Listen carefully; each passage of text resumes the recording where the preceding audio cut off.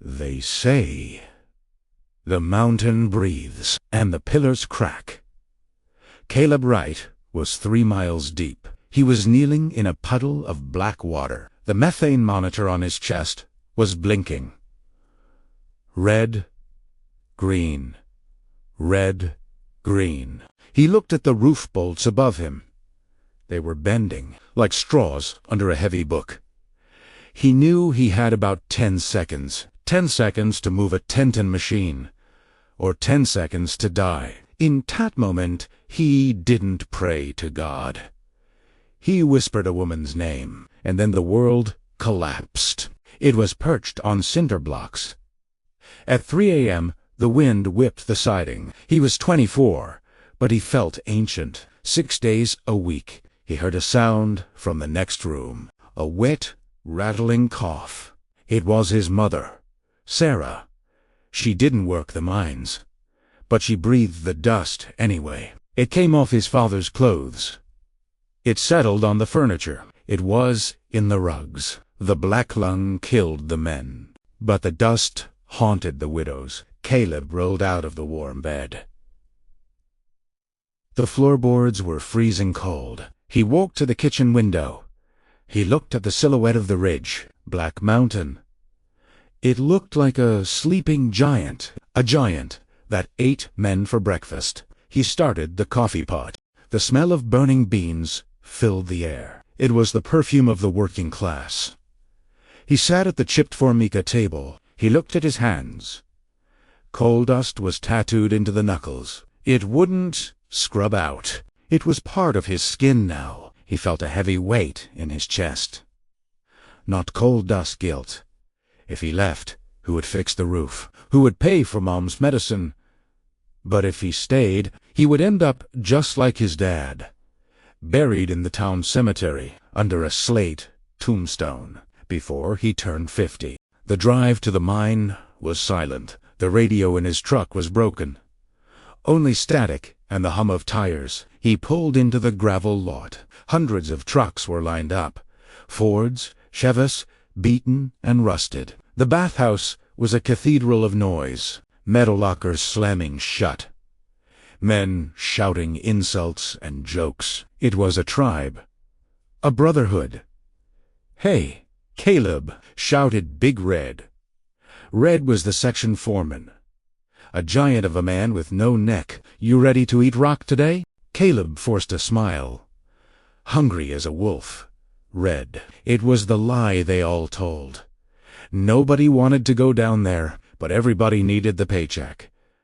They put on their gear. The heavy leather belt, the self-rescuer oxygen box, the battery pack for the lamp. It added 20 pounds to your waist. They walked to the elevator shaft, the cage. It was a metal box on a cable.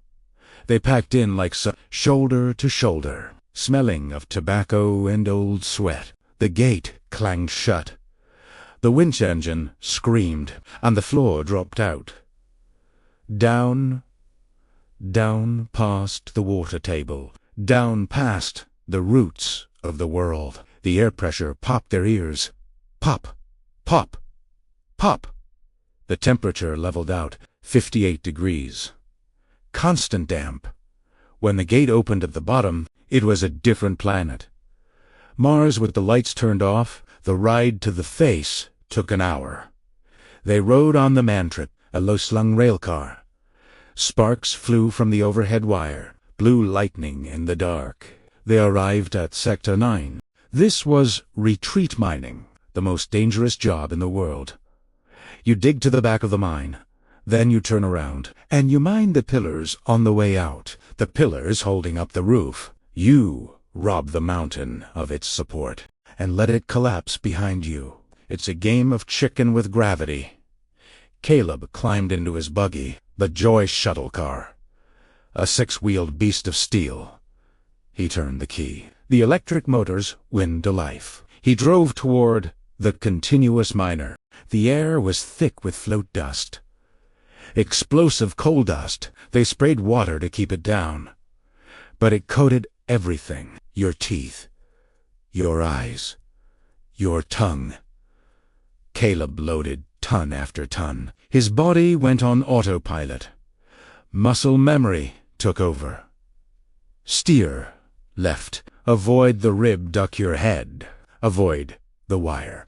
Dump the load. Go back. But his mind was drifting. He was thinking of the library. He was thinking of the smell of books. He was thinking of Clara. Flashback to Tuesday night. Caleb stood outside the library. He had scrubbed his face raw. He wore his only clean jacket.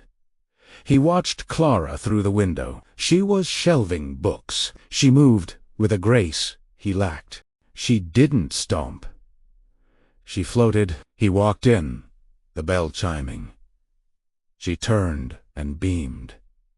"Caleb, you made it." She ran over and hugged him. He stiffened, afraid to dirty her dress. "I got the tickets," she said. "The play in Lexington. Saturday night. We can drive up." Caleb looked at his boots. "Clara! ... I can't!" Her smile faded slightly. "Why? You promised. Red put me on the overtime roster. We're short-handed in Sector 9. If I don't go, the crew suffers." Clara pulled back. "It's always the mine." "Caleb, last week it was the pump failure. The week before, the inspection. When is it going to be us?" Caleb took off his cap. He twisted it in his hands. "It's double-time pay. Clara, I'm saving for us. For a house. I don't want a house here. Se criet."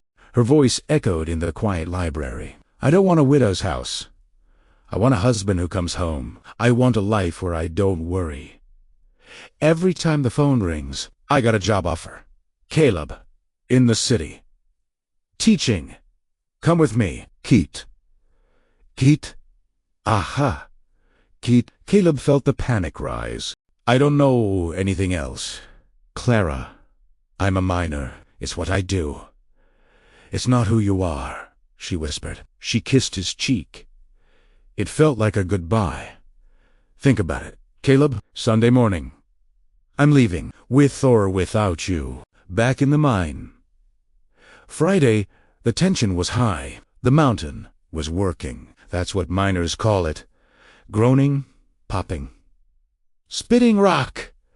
Big Red stopped the crew. "Listen up," he barked. "Roof is tender today. We got a kettle bottom in entry 3. Stay clear of the left rib. We get our tonnage, we go home." Caleb felt a knot in his stomach. It wasn't fear. He was used to the fear. It was clarity. He looked at old man Miller. Miller was coughing up black phlegm. He looked at the new kid. Jimmy. Jimmy was 19. He already had a missing finger. Caleb saw his future. It was written in the cold dust. If he stayed, he died. Maybe not today. Maybe not tomorrow, but the mountain always wins. He thought of Clara's plea. Choose life. He gripped the steering wheel.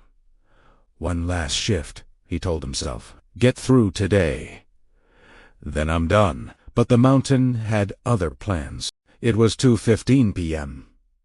45 minutes to shift change. Caleb was on his last run. He was deep in the cut. The continuous miner shut down. The operator, a guy named Tuck, yelled, "Power's out. Feeder, breaker, tripped." Silence fell over the section. Then the sound. Snap. Like a gunshot in a canyon. The roof bolts pinged. Debris started to rain down. Small rocks at first. "Get back!" Red screamed. "Move! Move! Move!" Caleb threw the buggy in reverse, but the wheels spun in the mud. It was stuck. He looked up the ceiling plate. Cracked open, he saw the layers of the earth. Shale, sandstone, slate, thousands of tons of it. Caleb didn't think. He reacted. He bailed out of the cab. He dove toward the rib wall. Under the supported area, boom. The world ended. The shockwave knocked the wind out of him. His ears popped painfully. The lights went out. Absolute, suffocating darkness. The dust choked him instantly. He couldn't breathe. He curled into a ball. He waited for the crushing weight. He waited for the end. Silence. A long, ringing silence. Caleb coughed, a dry, hacking sound. He tasted blood. He reached for his caplight. He clicked the switch. A narrow beam of light cut the dust. The shuttle car was gone, flattened like a soda can. Right where he had been sitting, a massive slab of sandstone lay on it. If he had stayed, he shuddered violently. "Red." "Tuck," he called out. His voice sounded small. "Over here," a voice groaned. Caleb crawled over the rubble. He found Red pinned by a rock. Not his body, just his leg. "I'm stuck, Kit," Red grunted. "Help me leverage this." Caleb grabbed a steel pry bar. Adrenaline flooded his veins. He screamed as he pulled. He lifted the rock 2 inches. Red dragged his leg free. They huddled together. "Air's bad," Red whispered. "Ventilation is cut. We gotta walk out. The main beltway is blocked. We gotta take the old return." The old return was a nightmare. Abandoned tunnels, full of water, rotting timbers. Rat. Caleb helped Red stand up. "Lean on me, boss." They began the march. 2 miles of hell, walking through waist-deep water, black water, cold as ice. They didn't speak. They just breathed in, out. Survive. Caleb focused on one thing. Clara's face, the yellow dress she wore, the sunlight in her hair. He used the memory like a fuel. Every step was a promise. "I'm coming, Clara. I'm coming." They saw the light an hour later, a tiny speck of gray daylight. The portal. When they stepped out, the sun was blinding. It was late afternoon. The sky was a brilliant blue. Ambulances were waiting. Sirens wailing. Men running with stretchers. Caleb sat Red down on a bench. The medics swarmed them. "Check his vitals. Get oxygen on him." Caleb pushed the mask away. He stood up. He was covered in mud. He was bleeding from his forehead. He looked like a monster from the deep, but he felt lighter than air. He walked past the frantic crowd. He walked to his truck. He opened the door. He looked at the mine entrance, the black hole in the hill. He took off his helmet. He threw it in the truck bed. He took off his belt. He threw it in the truck bed. He looked at the foreman. "I'm out," Caleb said. "I'm done." He didn't wait for an answer. Edrable. Home. He walked into the house. His mother looked up from her chair. She saw the blood, the mud. She gasped. "Caleb, what happened?" He walked over and kissed her forehead. "I'm okay, Mama. But I'm leaving. I'm going to the city. I'm taking you with me. Pack your things." He went to the bathroom. He turned on the shower. Hot. Scalding hot. He scrubbed for an hour. He watched the black water run. It swirled down the drain, taking the fear with it, taking the legacy with it. He scrubbed until he was raw. Until he was just Caleb. Not a miner. Just a man.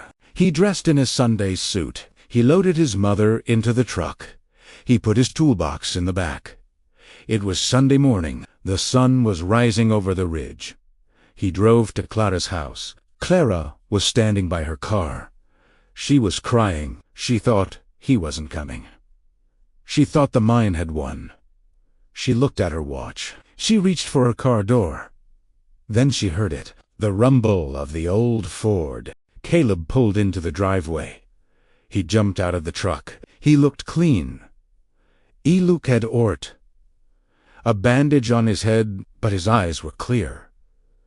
"Caleb," she whispered.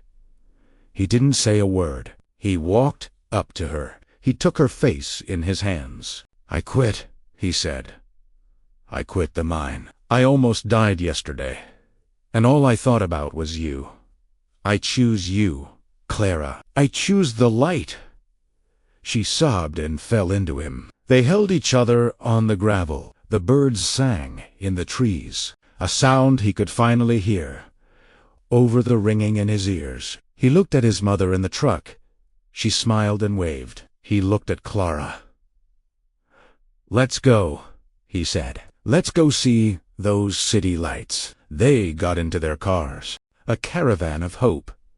They drove down the winding road, past the tipple, past the company store, past the dark, gaping mouth of the mine. Caleb looked in the rearview mirror. The mountain shrank. It became small. It became just a hill. He turned his eyes to the road ahead. The highway stretched out, endless, open, free.